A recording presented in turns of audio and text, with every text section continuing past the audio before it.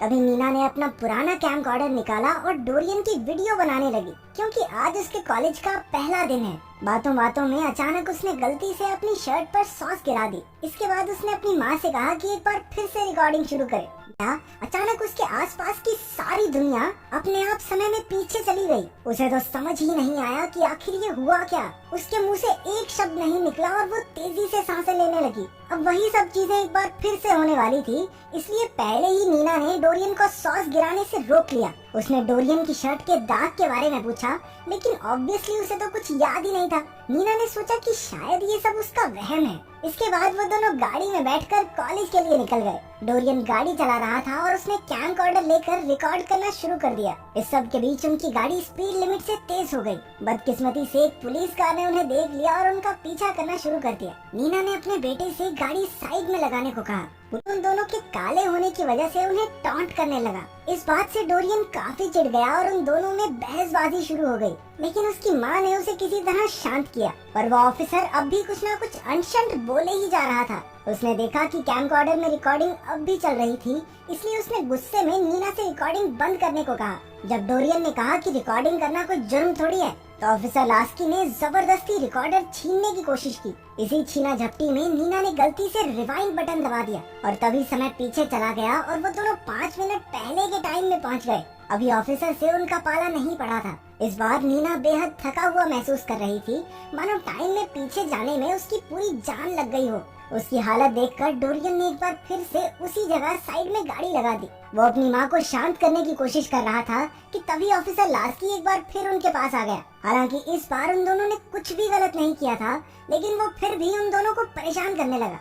Laski ने कहा कि उनकी कार का एक कोना अब भी सड़क से टच हो रहा है और ये भी एक जुर्म है। डोरियन ने उसे समझाने की बहुत कोशिश की, लेकिन वो तो मानो घर से मान के आया था कि इनका चालान तो काटना ही काटना है। डोरियन के उसकी बात ना मानने पर लास्की ने अपनी बंदूक निकाल ली। वो शूट करने ही वाला था, लेकिन खुशकिस्मती से नीना के हाथ में अभी वो कैमकॉर्डर था। उसने रिवाइंड बटन दबा दिया और जैसे तैसे वो इस मुसीबत से बच गए। इस बार उसने काफी देर तक बटन दबाए रखा, जिस वजह से वो वापस रेस्टोरेंट में ही पहुंच गए। पता चलता है कि असल में लास्की तो उनके साथ पहले से ही रेस्टोरेंट में मौजूद था। वहीं से उसने उन दोनों पर नजर रखी हुई थी। वो काले लोगों से नफरत करता था, इसलिए बिना बात ही उन्हें सबक सिखाना चाहता था। नीना को एहसास हो गया कि उसके बेटे की जान खतरे में है, इसलिए वो बिना समय गवाए वहाँ से बाहर निकल गई। इस बार वो गाड़ी चला रही थी और उसने लंबा रास्ता पकड़ लिया। उसे लगा कि इस तरह वो उस पुलिस वाले से बच जाएंगे। उधर डोरियन को उसकी माँ की हरकतें कुछ अजीब लग रही थी, लेकिन नीना ने उसे कुछ नहीं बताया। कुछ देर बाद दोनों एक होटल में पहुँचे और बाहर का खाना ऑर्डर किया। बैठे बैठे नीना टीवी पर एक लॉटरी शो देखने लगी। तभी उसके दिमाग में एक आइडिया आया। उसने पहले ही लॉटरी के नंबर देखकर याद कर लिए और फिर समय को रिवाइंड करके स्मार्ट बनने के लिए उसने सारे नंबर सही सही बता दिए, जिससे डोरियन का मुंह खुला का खुला रह गया। उसने प्लान बनाया कि आगे चलकर वो ऐसे ही लॉटरी जीतेगी। नीना को लग रहा था कि खतरा टल चुका है, लेकिन तभी कोई जोर जोर से दरवाजा खटखटाने लगा। डोरियन ने दरवाजा खोला तो वहाँ ऑफिसर लास्की खड़ा था। वो एक बार फिर उनका पीछा करके वहाँ तक पहुँच गया था और इस बार अपने साथ शोर मचाने की कंप्लेंट भी लाया था। लास्की ने दोनों से अपनी आईडी दिखाने को कहा। एक बार फिर से डोरियन का पारा चढ़ गया, क्योंकि उन्होंने तो कुछ गलत किया ही नहीं था। उसने लास्की को बाहर भेजने की कोशिश की, लेकिन तभी ऑफिसर की नजर नीना के हाथ में कैमकॉर्डर पर चली गई। लास्की जबरदस्ती कमरे में घुस गया और डोरियन और उसके बीच हाथापाई शुरू हो गई। नीना डरी हुई सब कुछ देख रही थी कि लास्की ने उसके बेटे का सर शीशे में दे मारा और उसे शूट करने के लिए तैयार हो गया। लेकिन ऐसा होने से पहले ही नीना ने टाइम रिवाइंड कर दिया और तीनों एक बार फिर से रेस्टोरेंट में पहुंच गए। अब उसे एहसास हो गया कि वो जहां मर्जी छिप जाए, ऑफिसर कहीं ना कहीं उन्हें ढूंढ ही लेगा। ऐसा लग रहा था मानो उनकी किस्मत में ही लिखा है कि उनका पाला उस पुलिस वाले से पड़ेगा ही पड़ेगा। इस बार नीना ने कुछ अलग करने की सोची। वो उठकर लास्की के टेबल पर गई और उसका दिल जीतने की कोशिश की।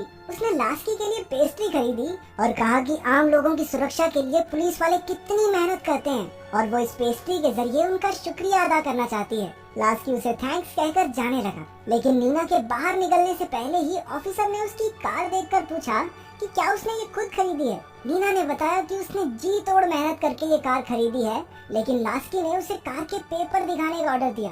ये सुनते ही नीना गुस्से से भर गई और कहने लगी कि उसे किसी को पेपर दिखाने की जरूरत नहीं है। डोरियन ने अपनी माँ को शांत करने की कोशिश की, लेकिन वो कुछ सुनने को तैयार ही नहीं थी।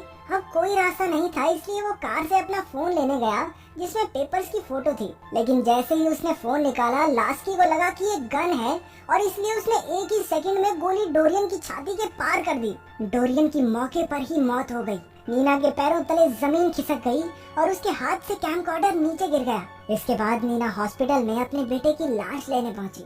नीना ने हेड डॉक्टर से अपना कैमकॉर्डर मांगा जो उस वक्त उसके पास था। कुछ देर में उसे कैमकॉर्डर मिल गया। उसने रिवाइंड बटन दबाने से पहले मन्नत मांगी कि काश ये काम कर जाए, और हुआ भी ऐसा ही। एक बार फिर से टाइम रिवाइंड हो गया और कहानी रेस्टोरेंट से शुरू हुई। अपने बेटे को जिंदा देखकर नीना की आंखें भर आई और उसने जोर से डोरियन को गले लगा लिया। अब की बार उसने ऑफिसर लैस्की के रेस्टोरेंट में आने से पहले ही वहाँ से निकलने का फैसला किया। लैस्की उन्हें दरवाजे पर ही मिल गया, लेकिन उसने चुपचाप उन्हें जाने दिया।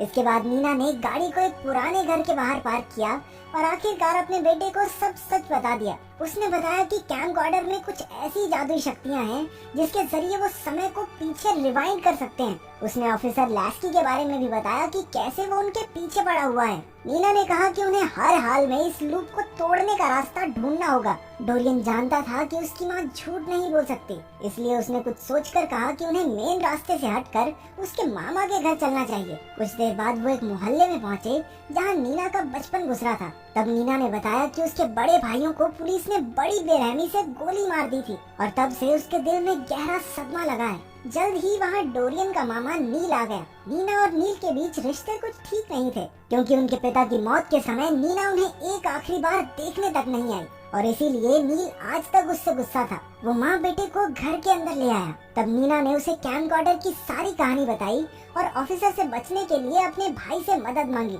उसने नील को विश्वास दिलाने की पूरी कोशिश की कि वो झूठ नहीं बोल रही। उस समय हमें पता चला कि असल में ये कैमकॉर्डर उनके पिता का हुआ करता था। नील को भी याद आया कि उनके पिता अक्सर इस तरह के जादू की कहानियाँ सुनाया करते थे। शायद उन्होंने भी मुश्किल समय से बचने के लिए कैमकॉर्डर का इस्तेमाल किया होगा। कुछ और बातें करने के बाद भाई बहन ने अपने बीच का गुस्सा भुला दिया और एक दूसरे को गले लगाया। उस रात उन तीनों ने बैठकर इस मुसीबत से बचने की तरकीब सोची। नील ने कहा कि उन्हें डोरियन को कॉलेज ले जाना चाहिए, क्योंकि वहाँ से उन्हें मदद मिल सकती है। असल में डोरियन का एडमिशन एक ऐसे कॉलेज में हुआ था जहाँ सिर्फ काले लोग ही पढ़ते थे। अगर लैस्की ने वहाँ उन पर हमला करने की कोशिश की तो बाकी लोग भी उसके खिलाफ खड़े हो जाएंगे। लेकिन सड़क से कॉलेज तक जाना बहुत रिस्की है, इसलिए नील ने बिना किसी की नजर में आए कॉलेज तक पहुँचने का एक शॉर्टकट रास्ता ढूंढा। उसने इतने सालों में पूरे शहर के कई नक्शे तैयार किए थे, जिनमें काफी खुफिया रास्ते भी थे। इसके बाद नील उन दोनों को एक अंडरग्राउंड सुरंग में ले गया। कुछ ही देर बाद वो सुरंग से बाहर निकले और सामने कॉलेज का दरवाजा था। आखिरकार कॉलेज पहुंचकर डोरियन बहुत खुश था। जैसे ही तीनों दरवाजे की ओर बढ़े, ऑफिसर लैस्की न जाने कहां से टपक पड़ा। वो उन्हें रोककर पूछने लगा कि वो सुरंग में क्या कर रहे थे।